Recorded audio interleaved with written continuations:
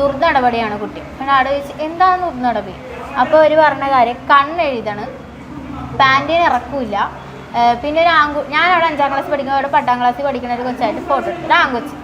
അതൊക്കെയാണ് അവർ കാണിക്കുന്നത്. ഈ കുട്ടി ദുർനടപടിയാണ്, ഇവളെ SPCയിൽ എടുക്കാൻ പറ്റില്ല, ഈ കുട്ടി പ്രഗ്നൻ്റ് ആയിക്കഴിഞ്ഞാൽ ആര് സമാധാനം പറയും? ഇങ്ങനെയൊക്കെയാണ് എൻ്റെ വാപ്പാനോട് അവർ ചോദിച്ചത്. ഞങ്ങൾ 5:30 അടിച്ചെന്നാ, പിന്നെ വിടണത് 8:30 മണിക്ക്. അപ്പൊ പിന്നെ പറഞ്ഞത് 5:30 മണിക്ക്, വൈകുന്നേരം 5:30 മണിക്ക് സ്റ്റേഷനിൽ ചെല്ലുന്നു.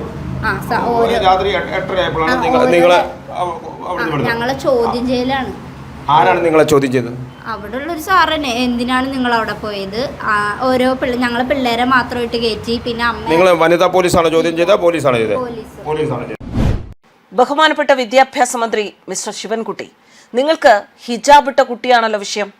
ഇതാ നിങ്ങളുടെ സ്വന്തം സർക്കാർ സ്കൂളിൽ, എളമക്കര ഗവൺമെന്റ് സ്കൂളിൽ ഹിജാബ് ഇട്ട കുട്ടികളെ നിങ്ങൾ ശമ്പളം കൊടുക്കുന്ന ഉദ്യോഗസ്ഥർ 9 മാസമായി 5 കുട്ടികളെ സ്കൂളിൽ കയറ്റുന്നില്ല. പോലീസ് സ്റ്റേഷനിൽ കൊണ്ടുപോയി പീഡിപ്പിച്ചു. പുരുഷ പോലീസുകാർ ഈ പെൺകുട്ടികളെ വനിതാ പോലീസ് ഇല്ലാതെ ചോദ്യം ചെയ്തും പീഡിപ്പിച്ചു. റിമാൻഡ് ഭീഷണി മുഴക്കി. ഇത് കേരളമാണ് ശിവൻകുട്ടി സാർ, ഇത് കേരളത്തിലെ കൊച്ചിയിലാണ് ശിവൻകുട്ടി സാർ. സർക്കാർ അധ്യാപകർ ചുമത്തിയ കുറ്റങ്ങൾ, നിന്റെ പാൻസിന് ഇറക്കം ഇത്തിരി കുറഞ്ഞു, നീ കണ്ണെഴുതി സ്കൂളിൽ വരുന്നു, 10ാം ക്ലാസ്സുകാരനുമായി ഫോട്ടോ എടുത്തു, ഇങ്ങനെ പോയാൽ നീ ഗർഭിണിയായാൽ എന്ത് ചെയ്യും? ഇത് ആ കുട്ടിയോട് മാത്രമല്ല, ആ കുട്ടിയുടെ ഉപ്പയോടും ചോദിച്ചിരിക്കുന്നു.